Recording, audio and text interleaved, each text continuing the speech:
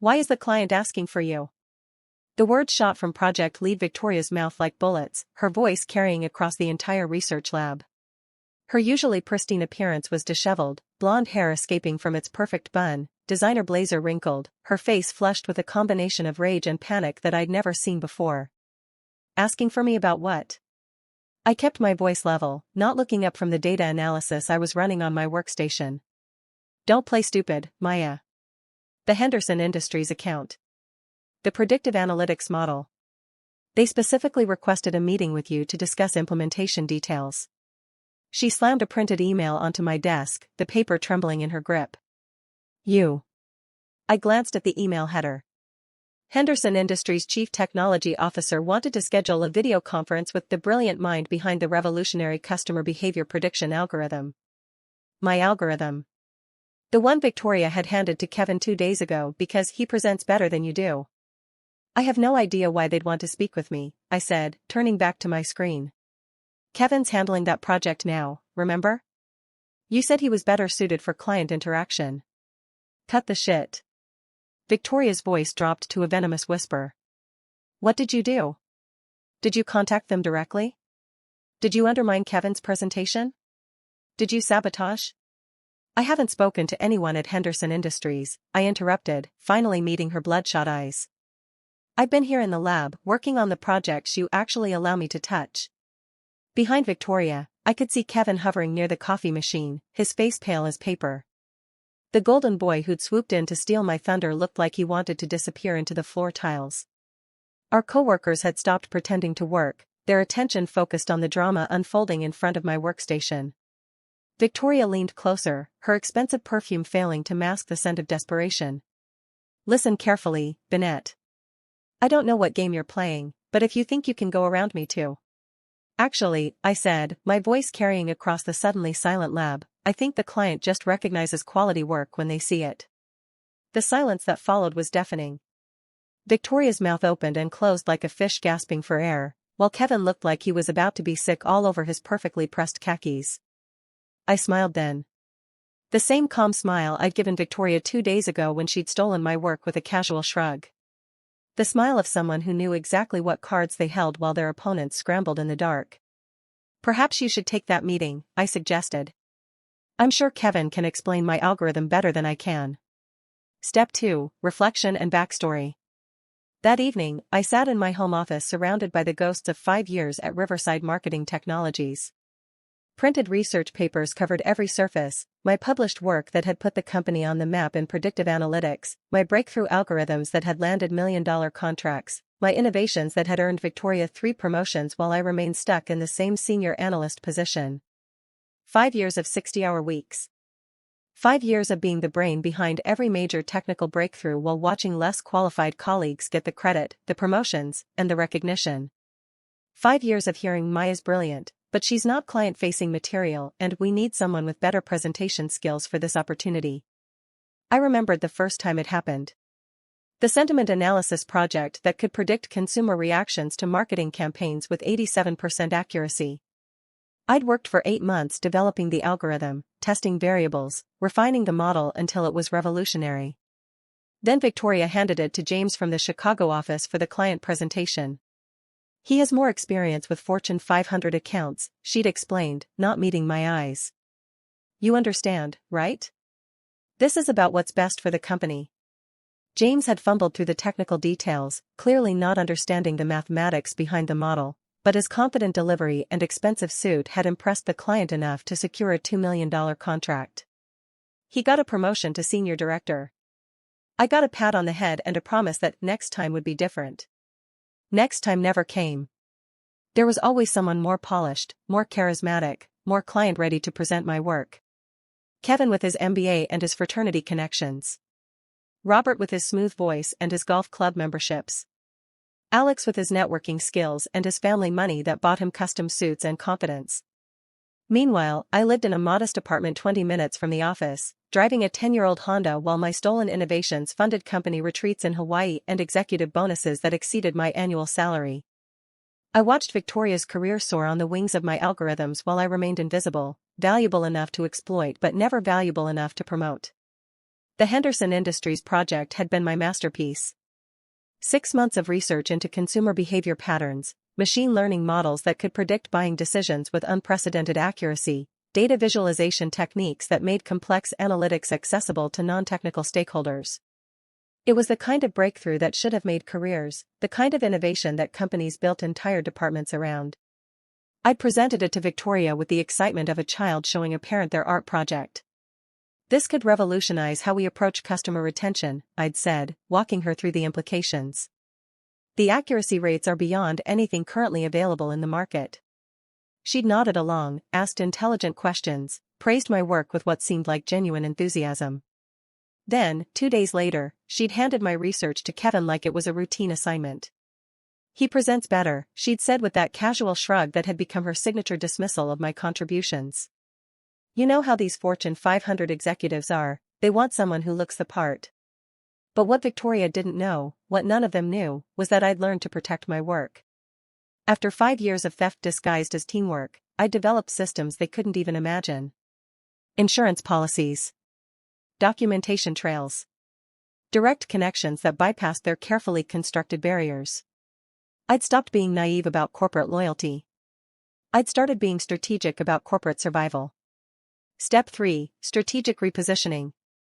The morning after Victoria's meltdown, I arrived at the office with the same quiet efficiency that had characterized my 5 years at Riverside Marketing Technologies.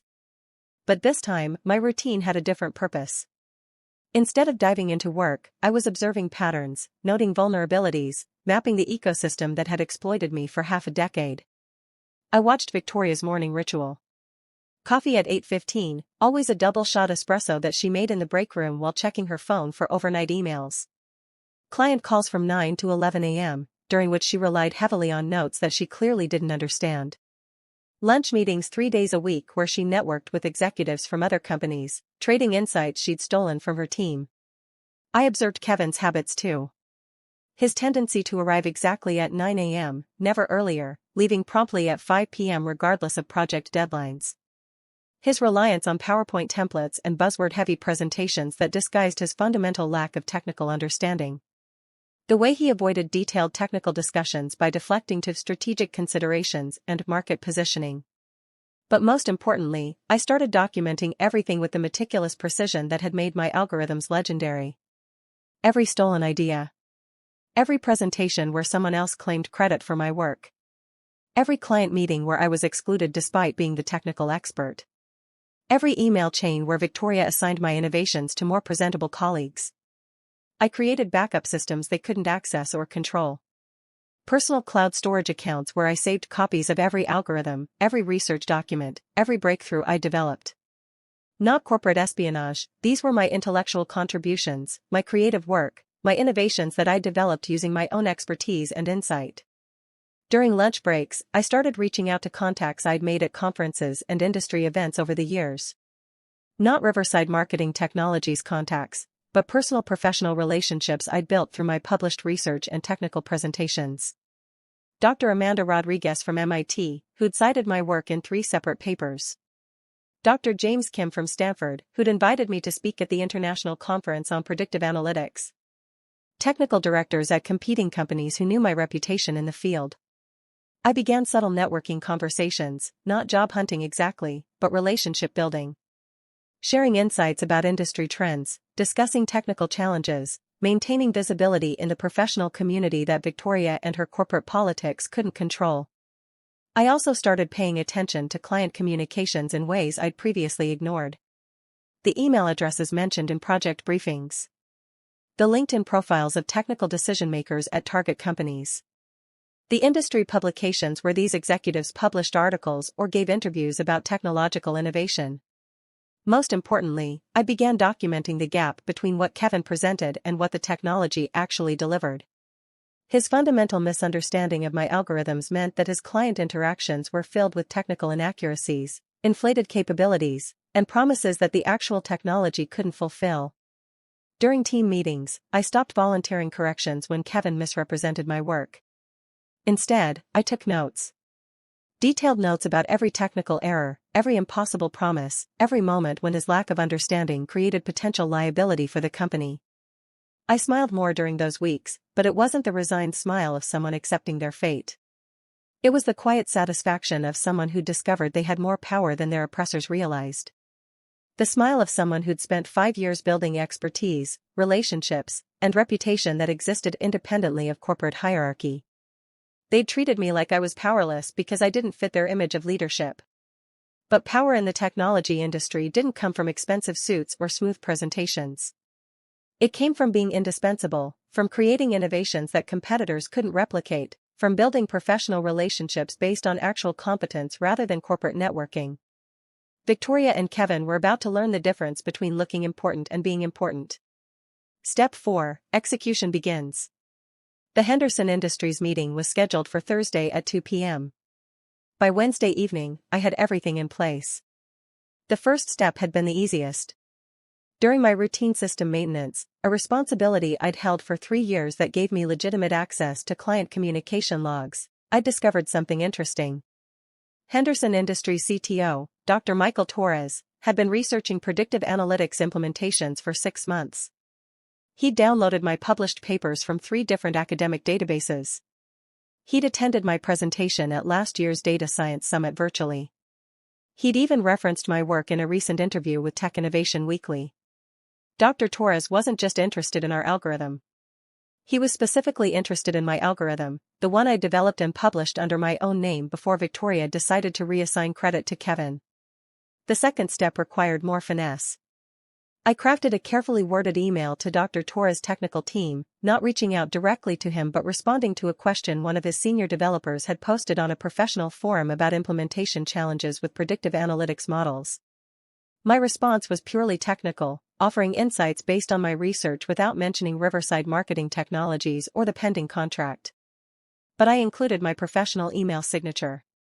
The one that listed my published papers, my conference presentations, and my role as lead algorithm developer on several high-profile projects. The signature that made it clear I wasn't just another corporate consultant, but the actual researcher behind the innovations Henderson Industries was considering. The third step was the most delicate. I began documenting Kevin's technical errors with forensic precision. His presentation materials contained 17 separate inaccuracies about algorithm capabilities, data requirements, and implementation timelines. More critically, he'd promised features that would require 6 months of additional development work that only I knew how to execute. I created a comprehensive technical assessment showing the gap between Kevin's promises and actual deliverable capabilities. Not to sabotage the contract, but to protect the company from legal liability when clients discovered the discrepancies between sales presentations and technical reality. By Thursday morning, the pieces were in motion. Dr. Torres had responded to my forum post with specific technical questions that demonstrated his deeper understanding of the algorithm's potential applications.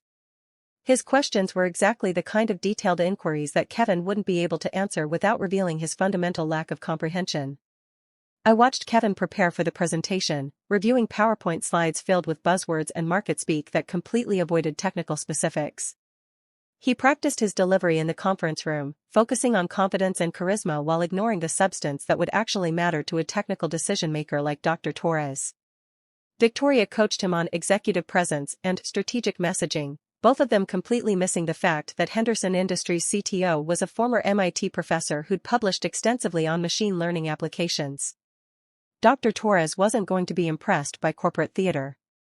He was going to ask the kind of technical questions that would expose Kevin's ignorance within minutes. At 1:45 p.m., 15 minutes before the scheduled call, I received an email that made me smile. Dr. Torres' assistant was requesting my direct contact information because Dr. Torres has some specific technical questions about the algorithm implementation that he'd like to discuss with the lead developer. Not the project manager. Not the client relationship lead. The lead developer. At 1:58 p.m., Kevin and Victoria were settling into the conference room, adjusting their cameras and testing their microphones for what they expected to be a routine sales presentation. At 2 p.m. exactly, Dr. Torres joined the call and said the words that would change everything, "Good afternoon. Before we discuss contract details, I'd like to speak with Dr. Maya Benett about the technical specifications of her predictive analytics model." I wasn't in the conference room. I was at my desk, 20 feet away, watching Victoria's face turn pale through the glass walls as she realized that her carefully constructed hierarchy was about to collapse. My phone rang 30 seconds later. Step 5, Corporate Collapse. Maya, we need you in the conference room. Now. Victoria's voice was pitched high with barely controlled panic as she appeared at my cubicle, Kevin hovering behind her like a lost puppy. I'm in the middle of debugging the Morrison account analysis, I replied without looking up from my screen. Can it wait until after 5? No, it cannot wait. Her voice cracked slightly. Henderson Industries is on the call and they're asking technical questions about the predictive analytics algorithm. Kevin's algorithm, I corrected, finally turning to face her. Remember? He's the one presenting it because he has better client-facing skills. Through the conference room glass, I could see Dr. Torres waiting patiently on the video screen, along with 3 other Henderson Industries executives. They looked like people accustomed to getting answers to their questions, not corporate runarounds and delays. Maya, please. Victoria's professional composure was disintegrating in real time. Dr. Torres specifically asked for you. He wants to discuss technical implementation details. That's strange, I said, genuinely puzzled. How would he know to ask for me specifically? I thought this was Kevin's project. Kevin cleared his throat nervously. Maybe you could just join the call for the technical parts? I can handle the business discussion, but if they have specific questions about the algorithm. I looked between them, Victoria with her desperate eyes and Kevin with his obvious relief at having someone else handle the hard questions, and felt a moment of something that might have been pity. They'd spent so much energy on corporate theater that they'd forgotten the technology industry was ultimately about technology. I suppose I could spare a few minutes, I said, as if I were doing them an enormous favor. The conference room felt different when I walked in. Suddenly, I wasn't the invisible technical support hiding in the background. I was the expert they needed, the person who could make or break $1 million contract with my knowledge and competence. Dr. Benett, Dr. Torres said as soon as I appeared on camera, thank you for joining us. I've been following your research on behavioral prediction algorithms for the past 2 years. Your paper on consumer decision tree modeling was groundbreaking. Thank you, Dr. Torres. I appreciated your citation of that work in your recent article about retail analytics applications. Victoria and Kevin exchanged glances. This wasn't how client calls were supposed to go. There wasn't supposed to be academic recognition or professional relationships that bypassed corporate hierarchy. I have some specific questions about implementation scaling, Dr. Torres continued. Your algorithm shows remarkable accuracy with smaller datasets, but I'm curious about performance optimization when we're dealing with millions of consumer records. For the next 45 minutes, I found myself in a technical discussion that was everything corporate presentations weren't. Detailed, specific, focused on actual capabilities rather than marketing promises. Dr. Torres asked intelligent questions about data processing requirements, accuracy thresholds, integration challenges, and scalability solutions. I answered every question with the confidence that came from having actually developed the technology we were discussing. I provided specific metrics, suggested optimization strategies, identified potential implementation challenges that needed to be addressed during the planning phase. Kevin sat silently, his earlier confidence evaporating as the conversation moved far beyond his understanding. Victoria tried to interject occasionally with business-focused comments, but Dr. Torres politely redirected the discussion back to technical specifications. This is exactly what we need, Dr. Torres said finally. Dr. Benett, would you be willing to lead the implementation team if we move forward with this contract? I glanced at Victoria, who looked like she was watching her career implode in slow motion. That would need to be discussed with my project lead. Of course. Ms. Harrison, is it? Dr. Torres addressed Victoria directly. Dr. Benett's expertise seems essential for successful implementation. I hope she'll be directly involved in the project management. After the call ended, the conference room fell silent except for the hum of the air conditioning. Kevin stared at his hands. Victoria stared at the blank presentation screen where Kevin's buzzword-heavy slides had become irrelevant the moment Dr. Torres started asking real questions. How long have you known Dr. Torres? Victoria asked finally, her voice carefully controlled. I don't know him personally, I replied honestly. But he's familiar with my published research. Most technical executives in this field are. Your published research, she repeated slowly. The research you did while working for Riverside Marketing Technologies. The research I did as Dr. Maya Benett, which I published under my own name because that's how academic publication works. The company supported the research, but the intellectual contribution and professional recognition belonged to the researcher. Victoria's face cycled through several expressions before settling on something that looked like dawning comprehension. For 5 years, she'd treated my work as corporate property that could be reassigned at will. She'd never considered that my professional reputation existed independently of her management decisions. By Friday morning, word had spread through the company. The Henderson Industries contract was moving forward, but with a specific requirement that Dr. Maya Benett serve as technical lead. Other clients started asking similar questions. Why wasn't the algorithm developer involved in implementation discussions? Could they speak directly with the researcher behind the innovations they were purchasing? Victoria's carefully constructed system of credit theft was crumbling because she'd never understood the difference between presenting someone else's work and actually understanding it. In the technology industry, competence couldn't be faked indefinitely. The quiet analyst in the corner cubicle had turned out to be the most valuable asset in the department. And everyone was finally starting to notice. Step 6, New Order. 3 months later, I sit in an office with my name on the door and a view of the city skyline. The nameplate reads, Dr. Maya Benett, Director of Predictive Analytics and Research Development, a position that was created specifically to retain my expertise after Henderson Industries made it clear that my involvement was non-negotiable for any future contracts. The salary reflects my actual value to the company rather than Victoria's assessment of my worth. The benefits include professional development funding, conference attendance, research sabbatical opportunities, and the kind of respect I'd spent 5 years believing I didn't deserve. Victoria no longer works at Riverside Marketing Technologies. Her departure was described as pursuing new opportunities, but everyone knew the truth. When clients start requesting specific technical experts by name, project leads who can't deliver those experts become liability rather than assets. Her final weeks were spent training her replacement, a former research director from Microsoft who understood that managing technical talent required respecting technical expertise. Kevin transferred to the sales division, where his presentation skills found a more appropriate application selling solutions he didn't need to understand. He's actually quite good at initial client engagement, as long as technical experts handle the substantive discussions. But the real transformation wasn't about individual careers. It was about recognition that innovation comes from expertise, not hierarchy. The company restructured its entire approach to client engagement, ensuring that technical experts were directly involved in sales processes, that research contributions were properly attributed, and that advancement opportunities reflected actual competence rather than perceived leadership potential. Dr. Torres became a regular collaborator, leading to 3 additional contracts with Henderson Industries subsidiaries and opening doors to other Fortune 500 companies looking for advanced analytics solutions.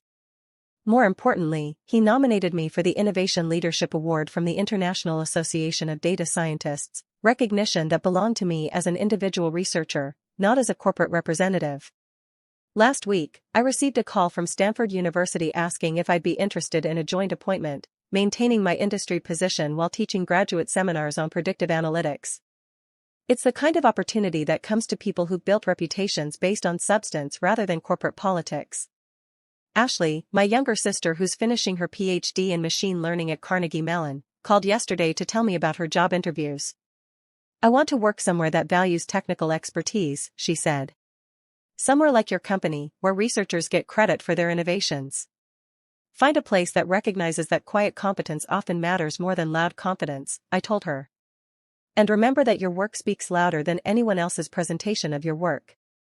Some evenings, I still work late, but now it's because I'm excited about projects rather than trying to prove my worth. I'm building algorithms that will revolutionize consumer behavior prediction, not just maintaining other people's mistakes. I'm creating intellectual property that bears my name, not watching my innovations get reassigned to more presentable colleagues. The quiet analyst who'd been invisible for 5 years had always been the most important person in the room. It just took the right moment, the right client, and the right question to make that invisibility impossible to maintain. Sometimes the best revenge isn't dramatic confrontation or explosive revelations. Sometimes it's simply being undeniably, irreplaceably excellent at what you do, until the people who've been stealing your thunder finally realize they need you more than you need them. Dr. Torres was right about one thing, my algorithm was revolutionary. But the real breakthrough wasn't technical, it was personal. I'd finally learned to value my own expertise as much as my work deserved. And that recognition was worth more than any stolen presentation could ever be.